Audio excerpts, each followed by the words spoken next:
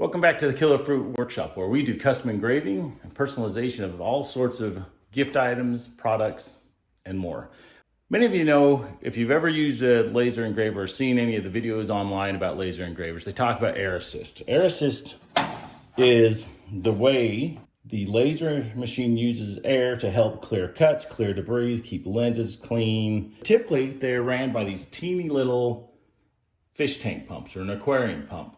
Well, today I'm going to attempt to convert it from the small pump over to an air compressor. This happens to be a Hitachi air compressor. It's something I've had on the shelf for a while, so I'm just going to take the time to make it work with these two systems, because I am going to be doing this to both of our current laser machines. For this to happen, I've got a bunch of parts. I've got some tubing, I've got some connectors, miscellaneous other connectors. I've got a relay switch. I've got two of them actually, one for each machine, that will allow the air assist, once it's connected, to be able to be used with the Rudia controller. With that and the combination of light burn, you'll be able to turn on, turn off air assist as needed, instead of having it run all the time like it currently does in most applications. With that being said, we will get started on this. I'll have a link in the description to any of the pieces I've used for this. I bought a lot of extra pieces, so I'll probably have a lot of extra parts left over. With that, let's begin. For this project, you're going to need a few miscellaneous pieces to actually get everything connected. First thing you need is obviously the air compressor. I'm using a Hitachi dual tank air compressor because I happen to have it in the shop. However, the larger the air compressor, probably the better, depending on how many machines you're running. The silent running type are probably a little bit better than the one I'm currently using. It's a little bit noisy. It has a built-in regulator on it. However, that regulator is set to about 120 PSI. So additionally, you're going to need a secondary regulator if you don't want to push out 120 PSI or whatever your existing compressor is at. So I picked up this regulator to be able to set it at a lower pace. Also put a quick connect on the inlet and a quick connect for the tubing. This tubing happens to be 6 millimeter outside diameter, and inside diameter is 4 millimeter. It's nice and flexible. And then that will go to whichever connector I will need to connect the tubing. Once it connects the tubing down from the wall and from the regulator, it's going to go into a relay switch. This is a 24-volt relay switch, so I can connect it directly into the controller, and then that will allow it so when the software says it doesn't call for air assist, the air assist will actually be turned off. This is in the off position by default, so it's off when there's no power. So once the air hose goes to the regulator, it will then go straight up to the regular air assist like normal. You will need some Teflon tape if you're running any threads. That is all the pieces that are needed for this. All right, we've opened up the side of the machine to get to the controller. Down here on the controller, you'll see this section that says wind and 24 volt. That is where we are going to connect the relay to. So I'll also throw up the diagram on the screen during this. So the plus 24 volt, the wind that goes to the relay, and then to the air assist and the compressor. This machine, since it's a smaller footprint, it's kind of a tight spot, but what you do is you pull off that connector pin, and then we'll connect the relay to that connector. I'm going to use the red in the 24 volt and the black in the wind. So you got to make sure this is oriented right, because it gets confusing which way you have it, but it only goes in one way. So you got to make sure the pins are in the right way.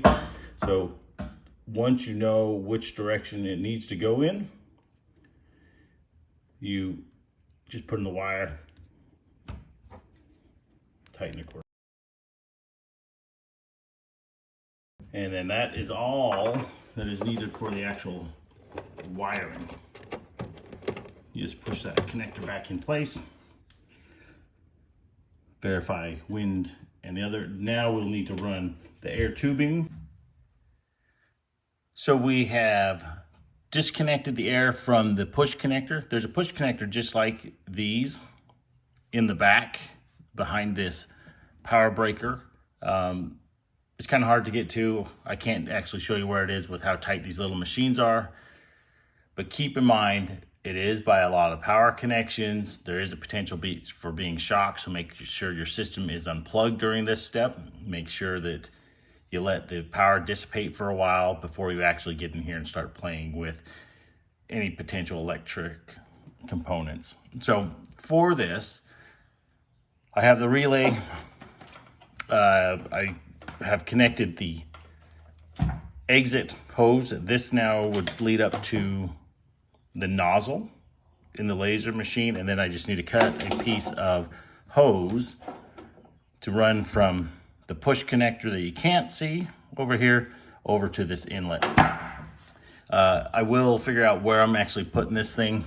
As you can see, the space is kind of limited, so this may just end up getting tucked over here on this side.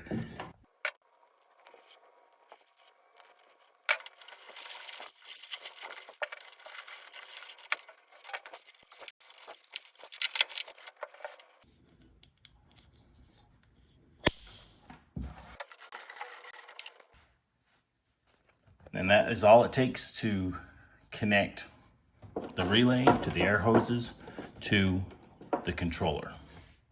So this part of the process is done. It's probably going to be really hard to hear with the other fans and the chiller turned on, but if you listen closely,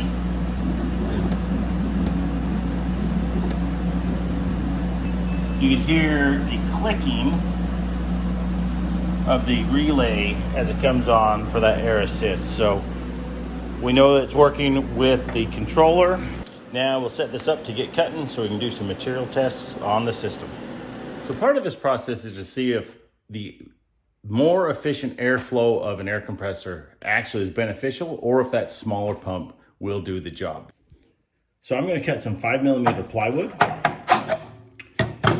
I'm going to cut it without air assist turned on, with air assist turned on at the small pump, with air assist turned on with the air compressor. We'll see if it actually does anything different, or if that smaller pump is just fine. If it is, that's great, and it'll save a lot of people a lot of time and potential money if they're investigating whether they need a new air pump or not. They can stick with a smaller one.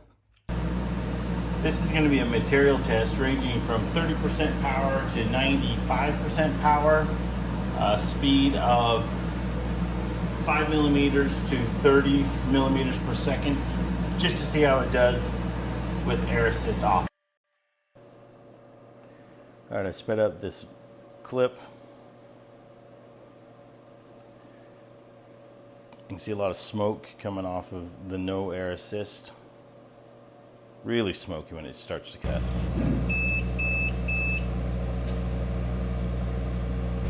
This next material test is with air assist on with the standard pump. Okay, with air assist on, it already looks like it's less smoky.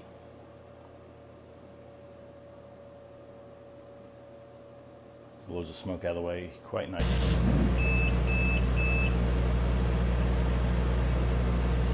Okay, here's the same material test. This is with the air compressor and the regulator set to about 8 or 9 PSI. Okay, this looks like it blows that smoke really well. Really clean cut.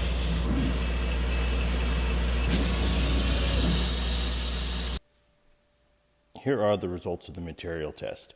On the far left-hand side is without air assist. The middle test is with stock air assist, and the one on the far right is the one with the air compressor air assist. As you look at these, you can see the difference between smoke residue on the far left one. Also, as we pick this up, you can see they all cut about the same. There's a little bit left over on each of them, but the residue level and the cleanliness of the cut is the biggest visual indicator that the air assist with the compressor is actually a little bit better than even just the regular air assist. This one here on the far left, you can see it's really residue. Some burnage, some residue on this one. But again, this one is pretty clean, and it looks like it cut through more squares almost completely than it did on the previous ones. And just for testing sake, this is the air compressor at about 20 psi on the regulator. See if it does any difference.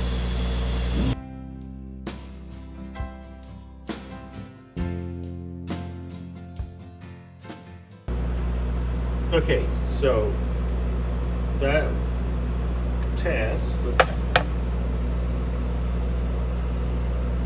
already we can see compared to the other ones, it cut farther and at faster speeds. Overall, the increasing of air has helped quite a bit when it comes to the cutting the 5mm related materials. Ultimately, this shows that any air assist is better than none, but the higher pressure air assist that you can, the less cleanup you'd have to do post manufacture. This might be kind of hard to hear with the chiller running and the exhaust fans, but I have now connected the relay. I've created a quick little, just a sample program, a couple of boxes. Don't have any power associated to it, but I have, as you can see, one has the air assist turned off and the other one has the air assist turned on. So with that, you should be able to hear the air kicking on during the segments that the air should be turning on.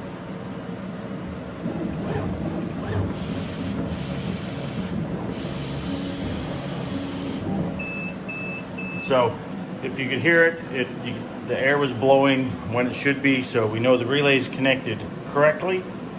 We'll now be buttoning up the machine and finishing up the rest of the tube wiring for the regulator. We'll probably mount it somewhere right there. And then that will feed, because right now I have my torn up shop, that will then feed across to my other machine as well. All right, so that's finishing up the process. I was recording, I thought, but apparently I didn't hit the right button. Imagine that. So this is the installed compressor, regulator, where it connects to the back of the machine and then runs over to the red machine, which I'll be finishing off. That is the compressor for now. I plan on swapping that out in the near future. All right. So we've upgraded the air assist. We've decided that it actually is beneficial. The more air pressure you have, the cleaner the items look, and the less afterwork that you'd have to do when a project is complete and cut. So I'd say it's a worthwhile upgrade. If you have the opportunity to do so, I recommend it. With that being said, I hope you found this informative. If you have any questions, comments, enter them below in the comment section. Make sure to like and subscribe, ring the bell so you can get updates of when we drop our next videos, and we'll see you next time.